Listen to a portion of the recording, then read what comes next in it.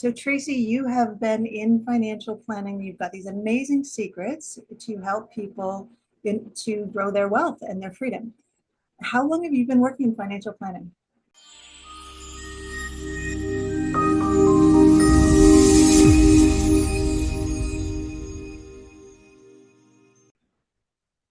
So it's been 25 years actually this September. So yeah, I can't believe it's been 25 years already. Yeah. Wow. And what would you say if you were going to give somebody some advice about how they could transform and protect and grow their wealth and their freedom? What what would be your number one suggestion? I think the number one suggestion is really just getting some clarity, being clear on what it is that they actually want their money to do for them. It is, people are chatting so much with friends or coworkers, and everyone has so many different ideas of things that they want to do. And so they're listening to all this, but really what they need to do is really just get clear on what they want in life and what they want that money to do for them. Yeah. I love that. Yeah, because sometimes we're so conditioned to think of our money in certain ways, and we're taught that this is what you should want, but we really need to check in with ourselves and figure out what it is that we really do want, not just what we Absolutely. yeah. Absolutely. I think there is a real sense that I've found over the years is that people say, I just didn't want to do that, but I went along with that. I didn't feel really good about that decision, but so it's, if something is saying something to you, I think it's really important that decisions are made that align with what your values are and what your goals are, and not somebody else's. I mean, you don't want to be put into sort of those puzzles where you're just going to fit into a slot. You want something that is really designed for you and is special for what you want to accomplish. Nice. Now, if Yeah. you're working with people as singles, then clearly it's about them. And if you do work with couples as well, or? I do, yes. That probably is how I started working with more couples over the years. Because of a spouse passing away or a divorce may happen, that I've had more referrals in that area, where just because of the time that we take at the office here to really work with clients, especially going through those times which are very difficult. So yeah, I'm not limited, that's for sure, but it has transitioned. Business has transitioned over the years. So if somebody's a little bit lost or a little bit confused and they're not really sure what they want, what would you suggest to those people? Like, how do they go about clarifying their dreams? Well, the one thing that I have done myself is I love to just get all these things down onto paper. So whether you're going to do like a mind map or just an Excel spreadsheet, just get as many ideas down as possible as to what it is that you want to do, whether that's travel, get further education. If you haven't started a family, you're starting a family, whatever that may look like. And then we would sort of put that into like a roadmap for you. This is going to be a journey as you go through the process, and it will be designed on what are those milestones that you want to personally achieve. So first thing is in that clarity is get as many ideas down as possible. It can always change. We revise plans all the time. So when you mentioned travel, I was curious about your own map and what got you started in financial services. Well, I was fortunate actually out of high school at a time where credit unions and other financial institutions just hired you without an education. You didn't have to go to college. Whereas today, I think that they really want to see you come through a college or secondary education. But my ultimate goal when I graduated high school was to be a dental hygienist. But at the time, there were limited spots available at the education facilities. So I ended up thinking I was going to work 1 year and then go to school. Well, I loved being in a branch and helping people and really being of service to and I'm sure they're still referred to as members of the credit union, not clients, but members. And so I have taken that philosophy with me wherever I had the opportunity to live and work with other credit unions, or when I came back to Moose Jaw to work and started to work independently, is that I'm here for the clients that have chosen to work with us. I'm here to serve them. I don't work for that larger institution. It is really a much more personalized. So that's how I got started. And I'm so thankful that now, when I hindsight looking back, that I didn't get into dental hygiene at the time. I would not have liked that as a career choice for me today. Now, what I know, knowing what I know. So, yeah. Exactly. You've had so much success in this field, and it's a good thing. So sometimes I guess that's a good sign. If you get told no for something, maybe it's because you're meant for something even better. Yes, So, that another window or door will open. exactly. Yeah. Do you have any stories about people who managed to, either yourself or from your clients, but people who managed to do that, to clarify their dreams and then Oh, follow through with the financial planning? oh yes, many clients, particularly more around the retirement planning. Pardon me, just because of my age demographics, but we've sort of grown together over the last 25 years.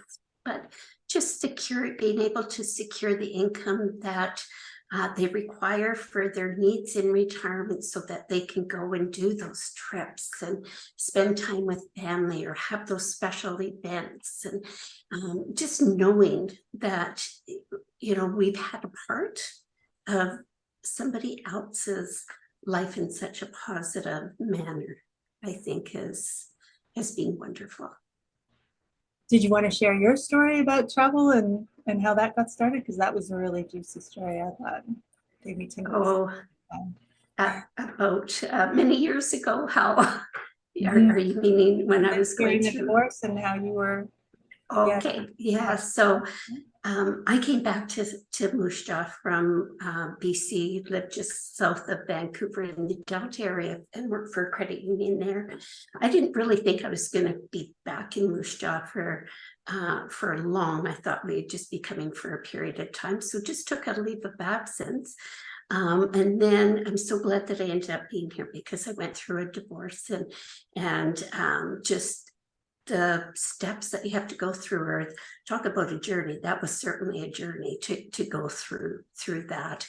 And it wasn't just short term, it seemed to go on and on. But I remember thinking, oh, I think I just need to get off this continent and go to Greece, just to have some ocean between me, Canada, and where I was. And anyhow, that never happened. But then I remarried in 2002, and my husband Gary and we took a trip. And it was around the Mediterranean. We started in Spain and south of France and Italy, and we ended up in Greece. And so it was like, oh my gosh, I'm here after all that time of thinking that this is a spot I wanted to go to. And it still is one of our favorite places. So I didn't have to go alone. I had my husband to go with me. So it was fantastic. Your new husband. Nice. Yes. Light years better than the old one. Yeah. Yeah. What would be your second secret? My second secret would be to not be afraid to share. I think, you know, when you have a trusted advisor, is to really share the good and the good, the bad, and the ugly, sort of what may have happened previously when it comes to the finances. It really helps individuals like myself to understand just the thought process behind decisions that had previously been made, and how we can sort of work through those if you weren't successful. So I think that's really critical, because sometimes people are, they don't want to say, oh, that they carried a lot of debt, or, that was a bad investment, not only of my time, but of money. So I think it's just having that honest conversation is so important, because anything that is left out could really have an impact on the recommendations or the potential solutions. Can I just share a story of Yes, please. something that happened, Mhm. where there was an individual that had come in a couple of times and was withdrawing money, and I'm very conscious of the seniors that maybe fall victim to scams or even elder abuse, even within their own families. And so there were a couple of withdrawals, and I really questioned this at the time. And yeah, no, it was to help a family member, and best to do it today versus, they need it today versus up the road. Well, I recently found out that that wasn't actually what happened, and the poor man had been taken advantage of. And then he just admitted that he couldn't tell me the truth at the time. And we could have avoided so much. So I think that's really important to be truthful, because we all have a story, right? We all have a story. And so the more we help to or can understand that, the better that we are equipped then to help. Yeah. Yeah. And so what would be your third secret that you would share with people? My third secret would be to simplify. I think over the years that we've made, life has become complicated, and sometimes we've made it more complicated than it needs to be.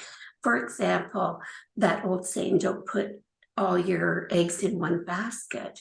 Well, I've seen where that philosophy has been put to work, where someone may have a variety of accounts at different locations, but they're doing the exact same thing at all those locations. So maybe they're investing in the same thing in institution A, B, and C.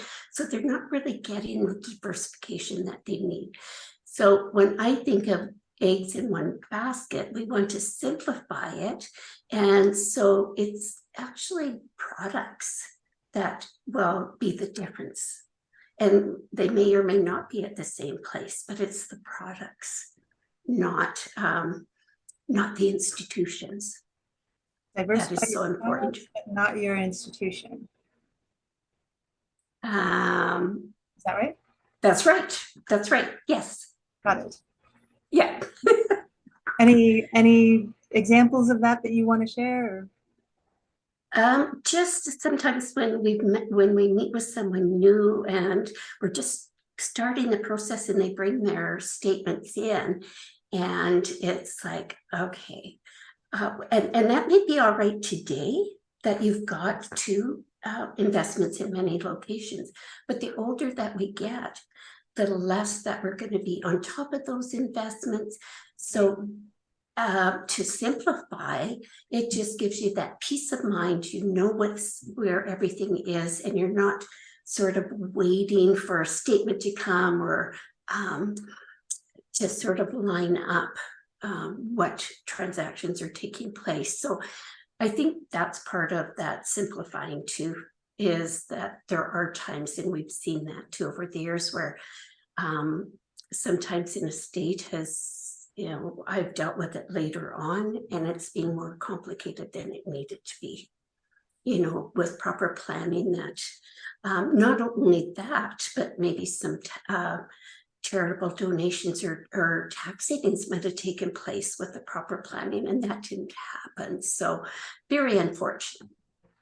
Yes, and we used to see that in payout annuities sometimes too. If people forgot to get back to the institution, to the and let them know, yeah, I'm still alive, they would cut it off. And in some Right. cases, that left people very vulnerable, and they didn't have the money to be able to call back and say, hey, I'm still alive. keep my Yes. payouts coming. So things like Yeah. that. Yeah, And you know, people don't know that, right? They just think, oh, things are going to maybe happen. And so today they actually send letters. A lot of those insurance companies will send a letter, and you are verifying that you are alive. Yes. If Yes. people move and they forget to tell the financial institution. So yeah, that's one reason why simplifying is so important. I totally agree. Yes. And to have somebody that's working for you to assist with those things, right? That can help to manage and sort of maybe mitigate some of those oversights that may happen. So yeah. And it can be as simple as put it in your birthday calendar. Every birthday, call up the financial institution that's in charge of your payout annuities. Go, keep sending me money. Yes, exactly. I'm here. Yeah, there would for be sure. people calling up and going, guess what? I'm still alive. I won that bet. Yeah. Those are fun calls. What would be your fourth and final secret for growing your freedom? So I think it's taking action. You know, there's nothing worse than to watch where somebody doesn't take action, and so you know that if action isn't taken, they're sort of stuck in the same spot. And I don't know if there's take action to invest or to implement. I'm sorry, to implement possible strategies or investments, annuities, whatever may be the solution that would help with their pain that they're feeling, to implement that. One thing, and I can use an example, is how many business people maybe go into a partnership and they don't, you know, they'll have written up maybe what is called a buy-sell agreement. So what happens if we want to dissolve this company? We all want to go our own ways, or heaven forbid somebody pass away. So they have it all maybe drafted up, but they never fund it. So really the document has no value to it. So that's just one example. So they wrote up the document and sign it? Well, they may sign that, the actual shareholder agreement, but the funding may come by using an insurance product that provides cash in the event of somebody getting sick or disabled, or heaven forbid that they pass away. So they're no longer going to be a part of that organization, right? So that's just one example. And so people don't realize that, oh, without these things, they may end up in business with the surviving spouse. And that may not be what they had originally wanted. So I just use that as an example. So you get so far through, but you don't do the final step, right? Or what would be another? I think, you know, having that plan, I don't know why people wouldn't implement it when it's in their best interest, when it aligns with everything that they had wanted. But sometimes they like to maybe go and leave us with the idea that they're going to do it themselves. And I'll tell you, we know that that doesn't happen. Not in all cases, maybe some will, but a lot won't. Because it's overwhelming to do that. So I think work in the industry. So yeah, they don't know how to go about making those plans happen. That's right. And so how do you move money around from one institution to another, for example? But yeah, implementation. Because you've written out all these goals and things that you want to experience, but without implementing, they're just ideas or dreams. I'd rather see them being fulfilled. Yeah. Of course. Right. So thank you so much for being part of it. And so the 4 secrets again, let's just sum them up.